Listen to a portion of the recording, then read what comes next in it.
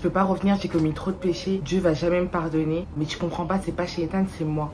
On connaît tous déjà un ami qui a tenu ce genre de propos au moins une fois dans sa vie. Bon, peut-être pas pour le dernier, parce que je vous accorde qu'il est un peu fort quand même. J'ai passé les dernières années de ma vie et ces derniers jours à me dire ça, juste là, coincé dans un recoin de ma tête, jusqu'à ce que je tombe sur cette vidéo de Nouman Ali Khan. There's the artificial kind of seeking forgiveness, astaghfirullah, astaghfirullah, astaghfirullah, astaghfirullah, astaghfirullah, which for some people is so artificial, like Ali radiallahu anhu saw somebody doing it and said to him, your istighfar needs istighfar. Because it's just rolling off your tongue. Some people deep in their mind have internalized that I have done way too much messed up stuff. Allah probably doesn't like me very much. Some people even go as far as to say, I've heard them say, Allah hates me. I knew Allah doesn't want me to do this, and I did it anyway, and I did it over and over and over again. So I'm basically off of Allah's good books. My prayers don't mean it. And when people internalize that, you know what they do? I'm a bad person, could you make dua for me?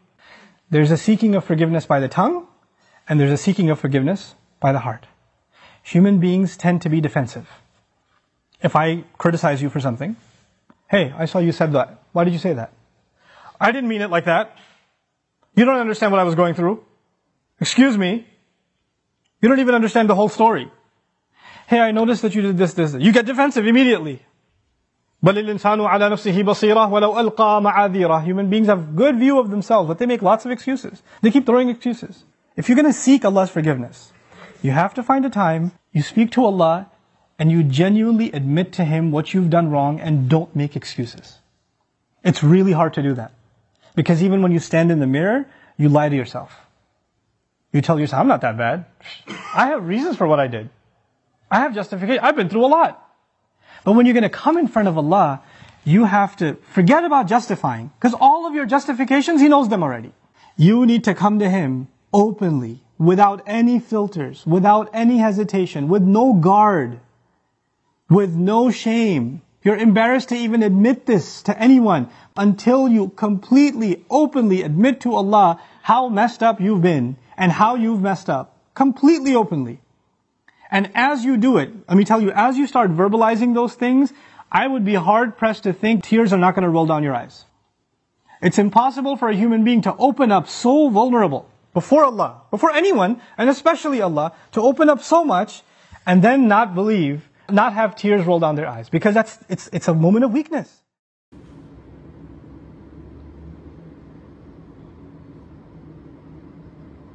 Hello, j'espère que vous allez bien, que vous passez toutes et tous un excellent ramadan, que tout se passe bien, la santé ça va, la famille ça va, tout va bien. Alors déjà je suis super contente de vous retrouver pour une nouvelle vidéo. On s'était dit qu'on allait faire 2 vidéos, je vous avais proposé un vlog ramadan et un épisode chaque dimanche. Ça c'est vraiment quelque chose qu'on a décidé de mettre en place tous ensemble sur un sujet qu'on aura choisi ensemble au préalable. Et aujourd'hui j'ai décidé de vous parler un petit peu de moi, de croiser ça avec le dhikr et avec istighfar, donc le fait de demander pardon. Je voulais vraiment commencer cette vidéo avec un point personnel et vraiment vous partager mes réflexions. Il faut savoir que ça fait 10 ans que je suis reconvertie à l'islam. Je suis reconvertie très jeune. Alors je sais pas si c'est parce que j'étais très jeune ou bien si c'est parce que c'était l'engouement du début.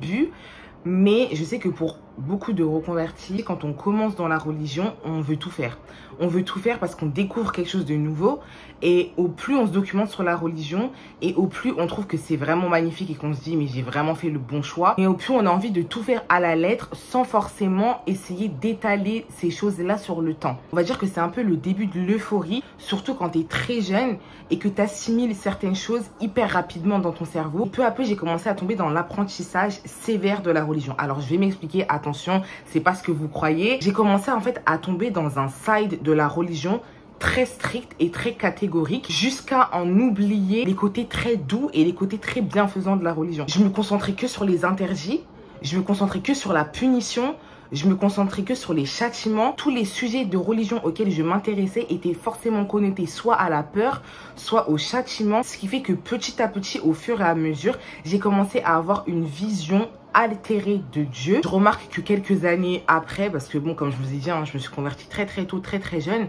Je remarque que des années après, la chose qui compte aussi énormément dans l'apprentissage, c'est l'environnement dans lequel tu es. Je sais que la manière d'étudier l'islam et la manière de propager l'islam en France est complètement différente de la manière dont tu vas apprendre l'islam en Asie, par exemple. Vous allez avoir des grandes figures emblématiques de la religion qui vont faire leurs sermons de manière vraiment différente. Vous allez avoir des imams qui vont être beaucoup plus posés, qui vont choisir des sujets beaucoup plus axés sur la bienveillance de l'islam. Et d'un autre côté, vous allez avoir des figures emblématiques avec des imams qui vont avoir la voix beaucoup plus portante, qui vont te parler de l'enfer, qui vont te parler du châtiment, qui vont te parler du dajjal, qui vont te parler du jour de la rétribution, que des choses qui vont t'effrayer et qui visent à te motiver. En aucun cas, je dis que les deux manières sont bonnes ou mauvaises, ça dépend de chaque personne. Chaque personne accueille le rappel comme il l'accueille. Et au fil du temps, cet apprentissage de la religion mêlé à ma vie de converti et à tout ce qui gravitait autour, donc vous imaginez bien que quand vous êtes reconverti, c'est pas forcément facile pour tout le monde. Moi, ça a fait un mauvais mélange. Honnêtement, ça a fait un mélange vraiment cocktail molotov. Malheureusement, j'ai commencé à avoir une image de Dieu où j'avais une image d'un Dieu colère, d'un Dieu sévère. Le fait d'apprendre la religion dans la peur, en fait, ça allait me faire peur 2 minutes. Mais en fait, après, j'allais passer à autre chose. Quand tu me parles du châtiment de la tombe, quand tu me parles de l'enfer, quand tu me parles du jour de la rétribution, même si on est des musulmans et qu'on y croit, c'est quelque chose qui paraît abstrait. Ça nous fait peur. Ça, c'est vrai. Je pense que c'est indéniable. Moi, ça me faisait trop peur, en tout cas. Moi, ça me faisait vraiment trop peur. Ça va nous toucher à un instant, ça va nous faire peur. Mais 2 jours après, en fait, la peur, elle va s'estomper. Que je pense que ma peur n'était pas à la hauteur des restrictions que je m'imposais. Ce qui fait que petit à petit, j'ai commencé à lâcher et j'ai commencé à avoir de moins en moins peur. Mais le problème surtout, et le plus gros problème pour moi, c'est que j'ai commencé à avoir une aversion pour la religion. À chaque fois que je faisais des péchés, j'avais l'impression que je m'infligeais une double peine, en fait. Pourquoi? Parce que je me dis, putain, Océane, t'as écouté ceci, cela, sur tel ou tel sujet de la religion. Et en fait, t'es même pas capable de garder un rythme alors que tu sais très bien ce qui va se passer. Ça veut dire qu'en fait, je m'infligeais vraiment double peine et je me disais, en plus de ça, purée, Dieu, il va jamais me pardonner parce que Dieu, il est sévère en punition. J'ai complètement oublié que Dieu est sévère en punition, mais il est aussi pardonneur. Et à un moment, je me suis vraiment posée, et ça, c'est vraiment des années après. Hein. Ça, c'est vraiment des années après, pour vous dire, c'est une méditation que j'ai commencé à avoir il y a seulement quelques mois. Et je me suis vraiment dit, je pense qu'on parvient à trouver ou bien à retrouver un sentiment de paix, un sentiment de quiétude, quand on comprend qu'on n'est que des hommes et qu'on n'est pas des machines, on n'est pas des surhommes, qu'on commettra toujours des péchés parce que c'est ce qui fait l'essence même de l'homme. C'est quelque chose qui est inné en nous, c'est quelque chose qui est ancré en nous, d'accepter le fait qu'on ait des penchants et que notre âme, elle est instigatrice à quelque chose, mais de comprendre qu'on pourra toujours revenir vers Dieu et que la porte ne sera jamais vraiment fermée et qu'il faudra toujours demander pardon sincèrement. Et moi, ce qui me gêne, c'est le sincère. Sincèrement. Être sincère, qu'est-ce que ça veut vraiment dire, en fait? Et dans la vidéo de Nouman Ali Khan, il y a ce passage que j'ai vraiment aimé.